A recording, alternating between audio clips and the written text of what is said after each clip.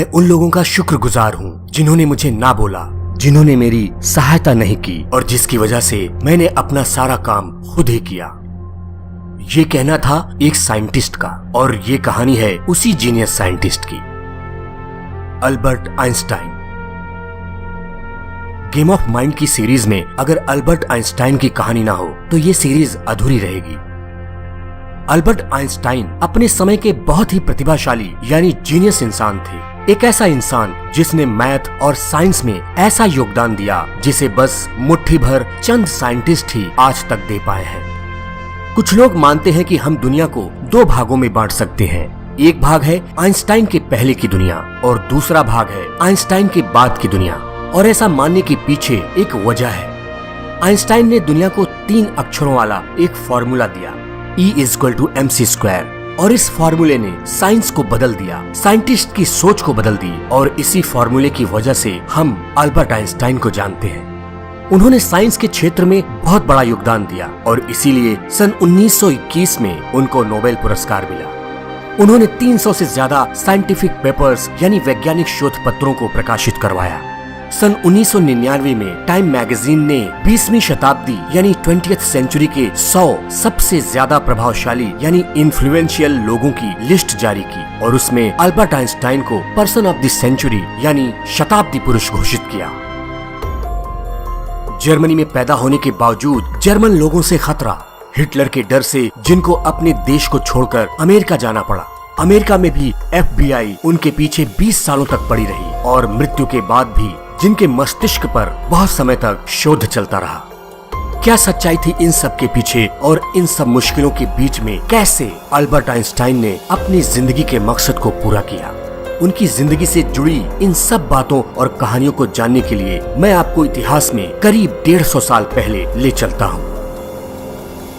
कुछ 150 साल पहले जब इलेक्ट्रिसिटी नहीं थी और जर्मन के शहरों पर सूरज डूबने के बाद अंधकार का राज होता था और वो शहर बहुत खतरनाक हो जाते थे।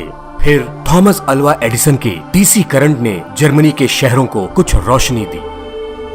जर्मनी के शहरों में एक छोटा सा शहर था, उल्म, और इस शहर में रहते थे हरमन और पोलिन आइंस्टाइन। हरमन आइंस्टाइन एक सेल्समैन और इंजीनियर थे जो लोगों को इलेक्ट्रिसिटी के उपकरण सप्लाई करते थे।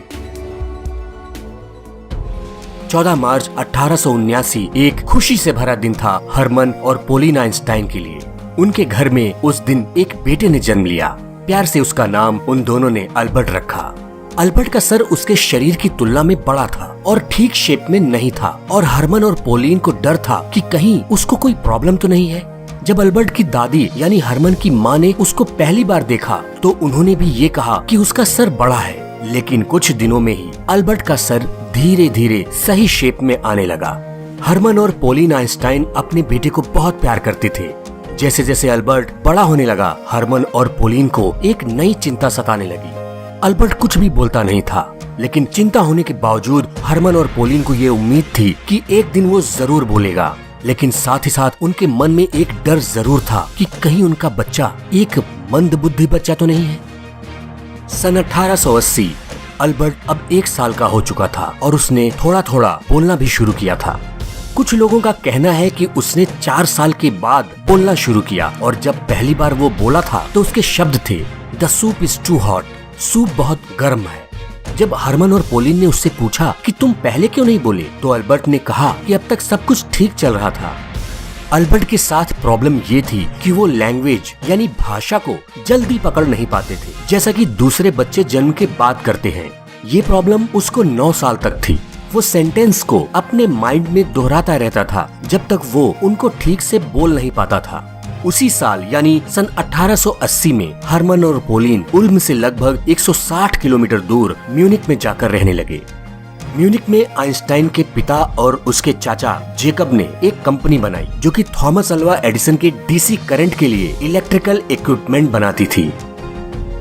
आगे की कहानी सन 1881 से सन 1885 के बीच में से होके गुजरेगी।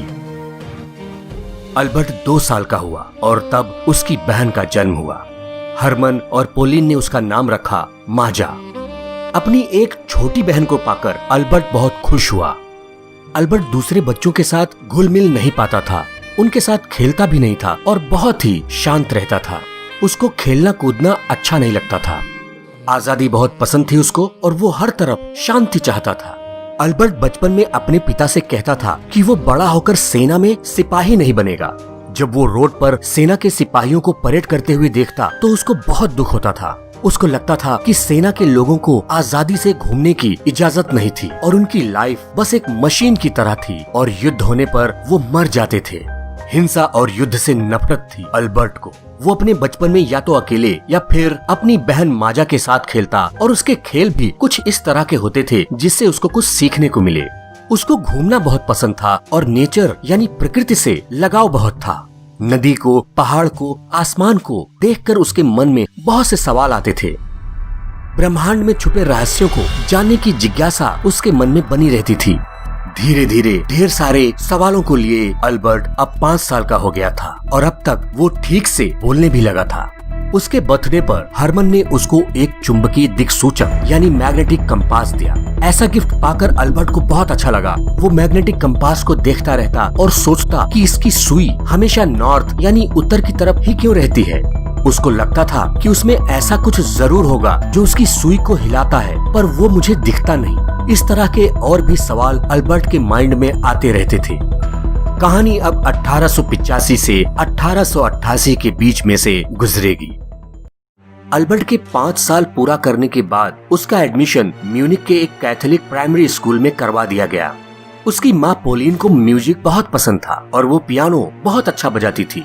पोलिन चाहती थी कि अल्बर्ट भी म्यूजिक सीखे क्योंकि उनका मानना था कि म्यूजिक से जिंदगी में सुख और शांति आती है, आदमी का तनाव दूर होता है। और यही सोचकर उन्होंने अल्बर्ट को वायलिन बजाना सिखाना शुरू किया। स्कूल में भी म्यूजिक टीचर अल्बर्ट को वायलिन बजाना सिखाते थे। अल्बर्ट जब वायलिन बजाना सीख रहा था तो उसको प्रैक्टिस करना बिल्कुल अच्छा नहीं लगता था क्योंकि वो किसी चीज को बार बार करना पसंद नहीं करता था। शुरुआत में तो उसको म्यूजिक बिल्कुल पसंद नहीं था और एक बार तो उसने म्यूजिक टीचर पर अपनी चेयर फेंक दी थी, लेकिन फिर धीरे धीरे उसको म्यूजिक अच्छा लगने लगा। आखिरकार वायलिन बजाना सीख लिया अल्बर्ट ने और फिर म्यूजिक से उसको इतना प्यार हो गया जो प्यार उसकी पूरी जिंदगी भर बना रहा। अपने वायलिन का नाम अल्बर्ट ने रखा था लीना। म्यूजिक से जब प्यार हुआ अल्बर्ट को तो उसके बाद उसने कई सॉन्ग्स भी लिखे और उनको गाया भी। दोस्तों, अगर मैं आपको जीनियस साइंटिस्ट आइंस्टाइन की कहानी सुना रहा हूँ तो पढ़ाई और स्कूल का जिक्र तो आना ही चाहिए। 8 साल की उम्र में उसको लुइटपोल्ड जिम्नेजियम में डाल दिया गया। लुइटपोल्ड जिम्नेजियम को आज हम अल्बर्ट आइंस्टाइन जिम्नेजियम के नाम से जानते हैं। उसको स्कूल जाना अच्छा नहीं लगता था। उसको लगता था कि स्कूल में छात्रों की जिंदगी भी सेना के सिपाहियों जैसी ही होती थी, कोई आजादी नहीं। खुल के सोचना और सवाल करना पसंद था अल्बर्ट को। कोई विचार या किताब में लिखी कोई बात को बिना कुछ सोचे समझे मान लेना अल्बर्ट आइंस्टाइन को बिल्कुल पसंद नहीं था। उसका मानना था कि पहले हमको किसी भी चीज को अच्छे से समझ लेना चाहिए, तभी उसको मानना चाहिए। वो जब भी अपने सवालों को स्कूल में अपने टीचर्स से पूछता तो उसके टीचर्स बहुत बार उन सवालों के जवाब नहीं दे पाते थे और उनको उसके सवालों से गुस्सा आती थी और बदले में मिलती थी अल्बर्ट को सजा। टीचर्स को लगता था कि ये लड़का बस फालतू के सवाल पूछता रहता है। वो अल्बर्ट को जीनियस या टैलेंटेड छात्र नहीं मानते थे। उनको लगता था कि ये अपनी जिंदगी में कुछ भी हासिल नहीं कर पाएगा, लेकिन अल्बर्ट के नंबर अच्छे आते थे और हम सब ये जानते हैं कि वक्त ने बता दिया कि अल्बर्ट क्या था। कई महान लोगों के साथ उनकी जिंदगी में ऐसा ही कुछ हुआ है। अल्बर्ट आइंस्टाइन की कहानी अब साल 1888 से साल 1893 के बीच से होकर गुजरेगी। धर्म। आइंस्टाइन परिवार का धर्म क्या था? आइंस्टाइन परिवार यहूदी थे। यहूदी होना भी उनके लिए बहुत सी समस्याएं लेकर आया क्योंकि जर्मनी में ज्यादा संख्या में ईसाई थे और यहूदियों की संख्या बहुत कम थी। लेकिन अल्बर्ट धार्मिक किताबों को पढ़ता था।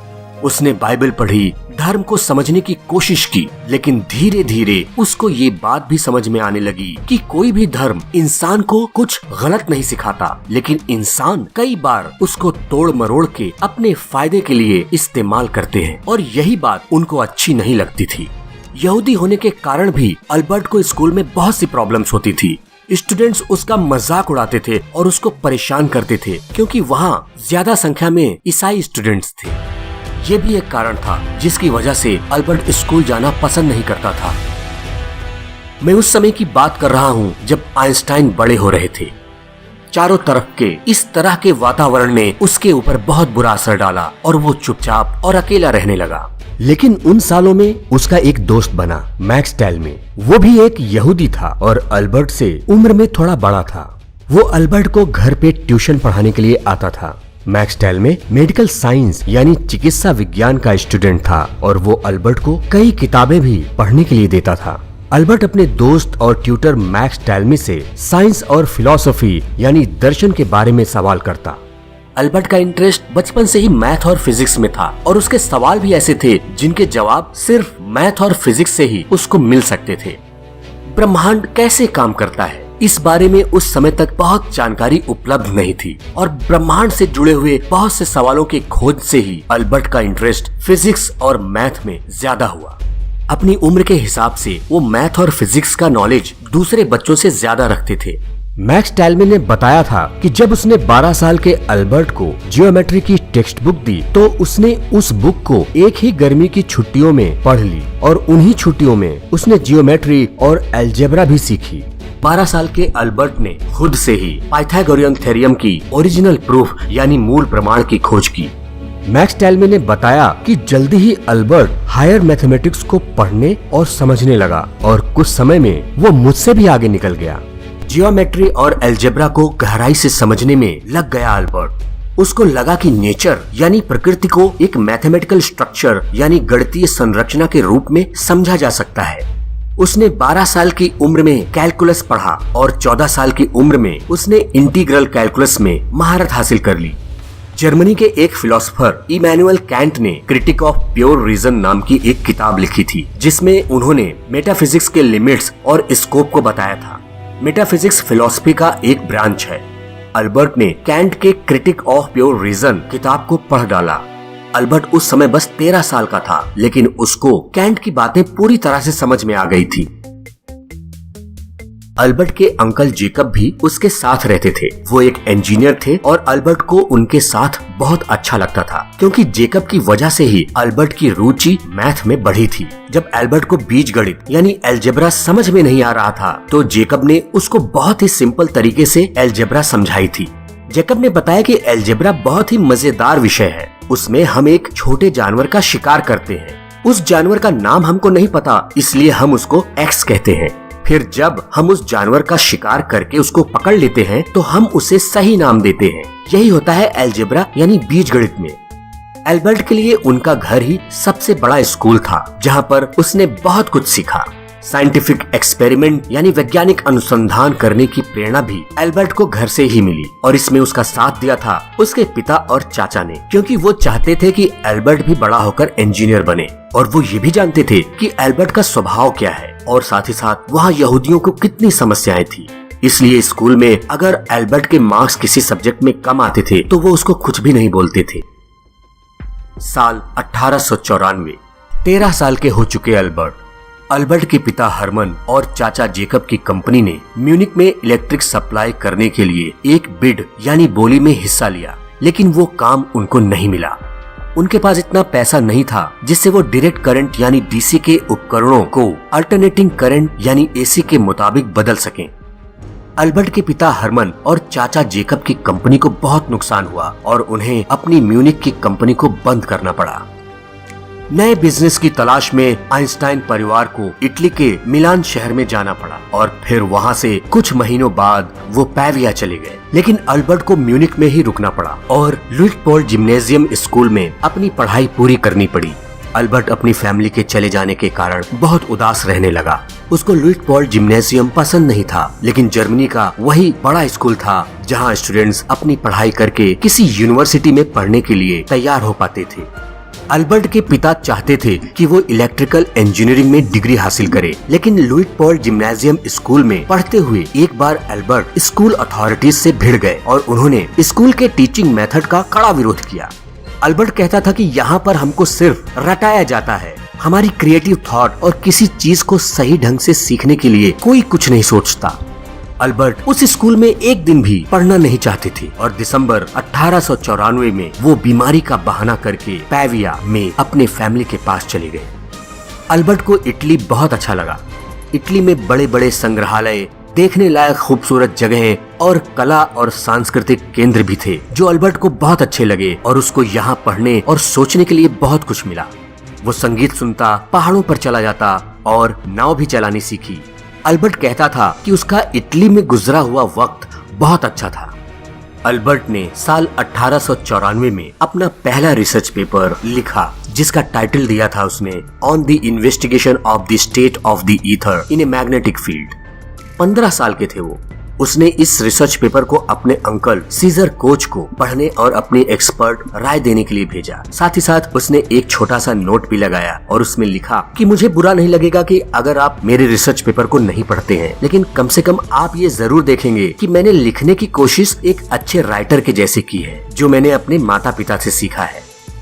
साल 1895, अल्बर्ट 16 साल के थे।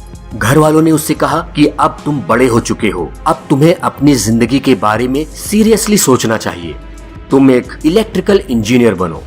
अल्बर्ट ज्यूरिख में स्विस फेडरल पॉलिटेक्निक के एंट्रेंस एग्जाम में बैठा। उस एग्जाम में वो फेल हो गया क्योंकि उसको भाषा, बॉटनी और जूलॉजी में कम मार्क्स मिले।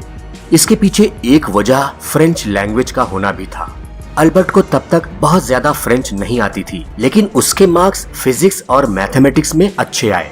स्विस फेडरल पॉलिटेक्निक के प्रिंसिपल ने अल्बर्ट को सलाह दी कि तुमने मैथ्स और फिजिक्स में अच्छे मार्क्स लाए हैं, इसलिए अगर तुम स्विट्जरलैंड के आराउ जगह में स्थित आर्गोवियन कॉन्टिनेंटल स्कूल में 1 साल की पढ़ाई करो तो तुम इस एग्जाम को जरूर पास कर लोगे।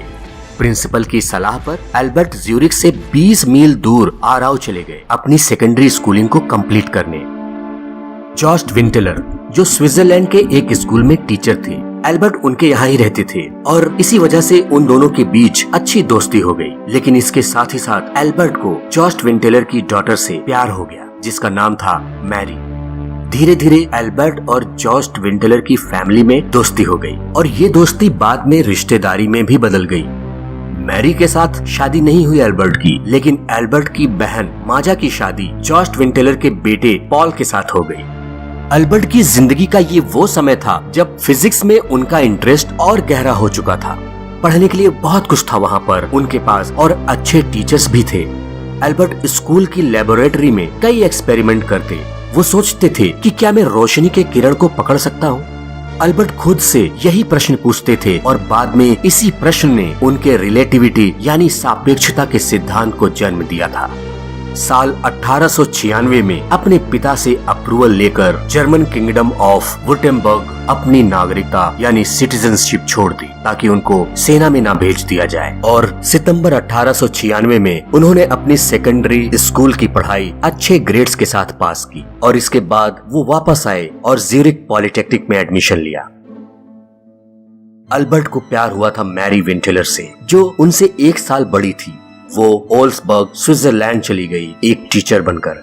उस समय जो साइंटिस्ट थे वो ये मानते थे कि स्पेस यानी अंतरिक्ष में एक द्रव्य फैला हुआ है जिसको कहते हैं ईथर, लेकिन वो साइंटिस्ट इसको प्रूव नहीं कर पाए और अल्बर्ट भी इस बात को नहीं मानते थे। साल 1900 में जब अल्बर्ट 21 साल के थे उन्होंने federal polytechnic teaching diploma pass किया और इसी साल उनका एक research paper conclusions from the capillarity phenomena publish हुआ। डिप्लोमा करने के बाद अल्बर्ट को लगा कि अब वो भी स्टूडेंट्स को पढ़ा सकते हैं। वो पढ़ाना चाहते थे लेकिन वो दूसरे टीचर्स जैसा नहीं पढ़ाना चाहते थे, पर जैसा वो चाहते थे वैसा हुआ नहीं। वो जहाँ पर भी जाते वहाँ के कॉलेज के टीचर्स अल्बर्ट के डीप नॉलेज की वजह से डर जाते थे और इसलिए अल्बर्ट को कहीं पर भी टीचिंग की नौकरी नहीं मिली। 2 सालों तक वो टीचिंग की नौकरी की तलाश में यहाँ वहाँ भटकते रहे लेकिन उनको कहीं पर भी नौकरी नहीं मिली। बहुत फ्रस्ट्रेट हुए उन दिनों अल्बर्ट, लेकिन इसी बीच साल 1901 में अल्बर्ट को स्विस की सिटीजनशिप मिल गई और फिर साल 1902 में जब वो 23 साल के थे उनको स्विट्जरलैंड की कैपिटल बर्न में federal office for intellectual property यानी स्विस पेटेंट ऑफिस में एक असिस्टेंट एग्जामिनर लेवल 3 की नौकरी मिल गई। इस नौकरी को करते हुए अल्बर्ट को अपने रिसर्च पेपर्स पर काम करने और उनको पब्लिश करने का बहुत समय मिला। ये जॉब उनके लिए बहुत अच्छी थी क्योंकि उनको ऑफिस में बस कुछ ही घंटों का काम रहता था और वो अपना बाकी समय लिखने और रिसर्च करने में लगा पाते थे।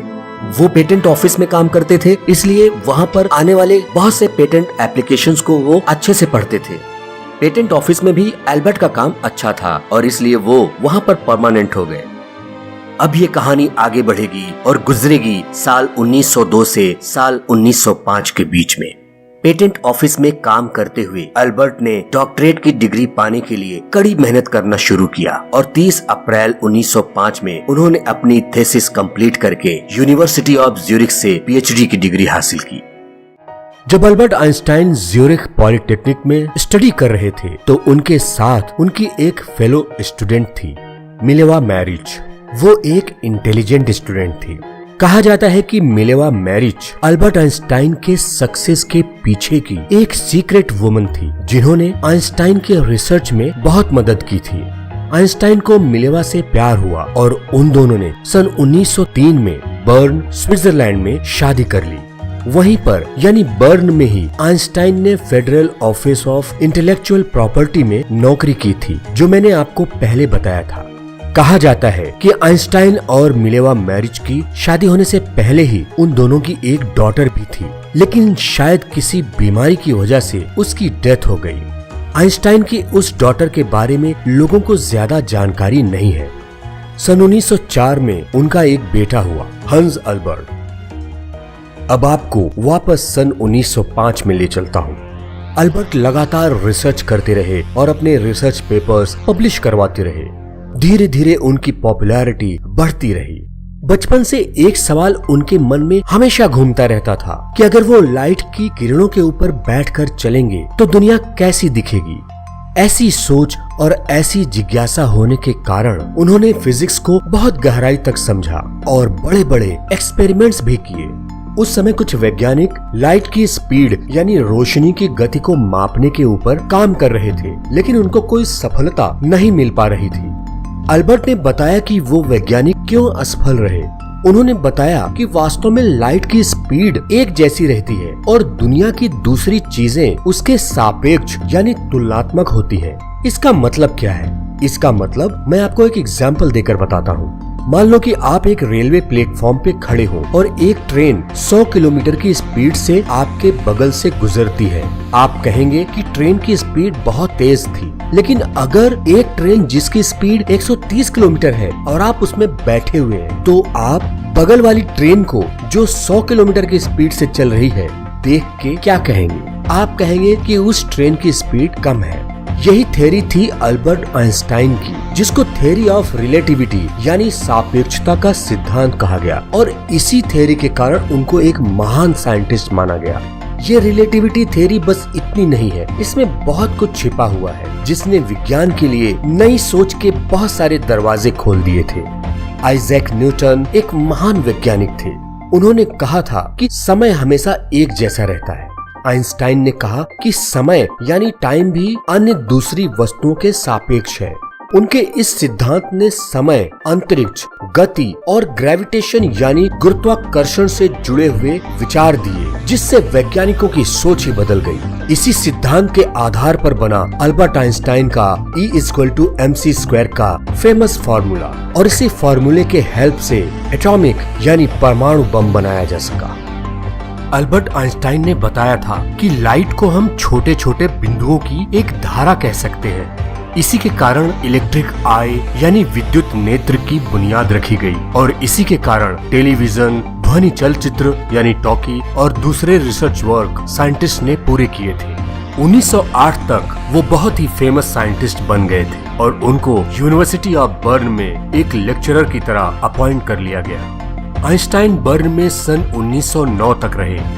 1909 में अल्बर्ट आइंस्टाइन ज्यूरिख चले गए, जहां उनको यूनिवर्सिटी ऑफ ज्यूरिख में प्रोफेसर की जॉब मिली। सन 1910 में उनका दूसरा बेटा हुआ, एडवर्ड। 1911 में अल्बर्ट प्रेग चले गए, जहां उन्होंने चार्ल्स फर्डिनेंड यूनिवर्सिटी में प्रोफेसर की नौकरी की। एक साल बाद जुलाई 1912 में वो वापस चले गए ज्यूरिख प्रोफेसर की नौकरी करने। 2 साल तक रहने के बाद आइंस्टाइन अप्रैल 1914 में अपनी वाइफ के साथ बर्लिन चले गए। आइंस्टाइन के लगातार एक जगह से दूसरे जगह जाने और कुछ अन्य कारणों से उनमें और उनकी पत्नी में कुछ मतभेद हो गए और वो दोनों 1914 में ही एक दूसरे से अलग हो गए। आइंस्टाइन की वाइफ मैरिक अपने दोनों बेटों को लेके उनसे अलग हो गई और 5 साल बाद 1919 में दोनों का डिवोर्स हो गया। डिवोर्स के बाद आइंस्टाइन ने दूसरी शादी की एल्सा से। अल्बर्ट आइंस्टाइन एल्सा के कजिन थे। कहानी आगे बढ़ती है और सन 1921 में पहुंचती है। अब अल्बर्ट 42 साल के थे। 2 अप्रैल 1921 को आइंस्टाइन ने पहली बार अमेरिका में न्यूयॉर्क सिटी में कदम रखा। उनको वहां पर कोलंबिया यूनिवर्सिटी और प्रिंसटन यूनिवर्सिटी में लेक्चर्स देने के लिए बुलाया गया था। 1922 में उनको फिजिक्स में नोबेल पुरस्कार मिला। वो प्राइज उनको मिला था उनके थ्योरेटिकल फिजिक्स और खासकर लॉ ऑफ फोटोइलेक्ट्रिक इफेक्ट के ऊपर उनकी खोज पर। आइंस्टाइन ने नोबेल प्राइज मनी को अपनी पूर्व पत्नी मिलेवा मैरिज को दे दिया ताकि उनके दोनों बेटों की परवरिश अच्छे से हो सके। दिसंबर 1930 में आइंस्टाइन ने दूसरी बार अमेरिका में कदम रखा, कैलिफोर्निया इंस्टीट्यूट ऑफ टेक्नोलॉजी में एक रिसर्च फेलो बनकर काम करने के लिए। सन 1933 जर्मनी में हिटलर बहुत ताकतवर हो चुका था। 1933 में आइंस्टाइन के बर्लिन वाले अपार्टमेंट पर नाजियों ने 2 बार रेड डाली। यहाँ तक कि नाजियों ने आइंस्टाइन की फोटो को जगह जगह पर चिपकाया और उनके सर पर $5000 का इनाम रखा और साथ ही साथ ये भी लिखा कि ये वो शख्स है जिसको अभी तक फांसी पे नहीं लटकाया जा सका है। आइंस्टाइन एक यहूदी थे और उस समय जर्मन के गवर्नमेंट ने जो नया लॉ पास किया उसके अनुसार यहूदियों को कोई भी गवर्नमेंट की पोस्ट नहीं दी जा सकती थी, यहाँ तक कि वो यूनिवर्सिटी में भी नहीं पढ़ा सकते थे। हजारों यहूदी वैज्ञानिकों को उनकी यूनिवर्सिटी की नौकरी छोड़ने के लिए कहा गया और उन सारी जगहों से उनके नाम हटा दिए गए जहां पर वो नौकरी कर रहे थे। आइंस्टाइन को जर्मनी में रहना खतरे से खाली न लगा, इसलिए उन्होंने जर्मनी छोड़ने का फैसला किया। अमेरिका में आइंस्टाइन को अपने यहाँ रहने का इनविटेशन मिला और फिर सन 1933 में आइंस्टाइन ने जर्मनी छोड़ दिया। हालांकि 7 सालों के बाद आइंस्टाइन को अमेरिका की सिटीजनशिप मिल गई थी, लेकिन अमेरिका में भी उनके शुरुआती दिन बहुत अच्छे नहीं गुजरे। अमेरिका में भी FBI उनके पीछे पड़ी रही। FBI को लगता था कि आइंस्टाइन एक डबल एजेंट है। उनको लगता था कि जर्मनी का होने के कारण हो सकता है कि आइंस्टाइन एक जासूस बनकर अमेरिका में आए हो। जब फ्रीडम ऑफ इंफॉर्मेशन एक्ट के तहत FBI ने अपनी इन्वेस्टिगेशन की रिपोर्ट पब्लिक के सामने रखी तो लोगों को ये पता चला कि उन्होंने आइंस्टाइन के ऊपर 177 पेजों की एक रिपोर्ट बनाई थी, जिस रिपोर्ट में FBI ने ये शक जाहिर किया था कि आइंस्टाइन बहुत खतरनाक व्यक्ति हो सकते हैं। 1933 के बाद लगभग 22 सालों तक, यहाँ तक कि अमेरिका की सिटीजनशिप मिलने के बाद भी FBI आइंस्टाइन पर लगातार नजर रखी थी। अगर ये वीडियो पसंद आया है तो प्लीज इसको लाइक और शेयर करना ना भूलें और अगर आप इस चैनल पर नए आए हो तो प्लीज इसको सब्सक्राइब कर लीजिए और नीचे बेल आइकन को हिट जरूर कर दें ताकि जब भी मेरी कोई वीडियो अपलोड हो तो आपको उसका नोटिफिकेशन मिल जाए और आप मेरे वीडियोस को मिस न कर सकें। आपके प्यार और सपोर्ट के लिए thank you so much friends.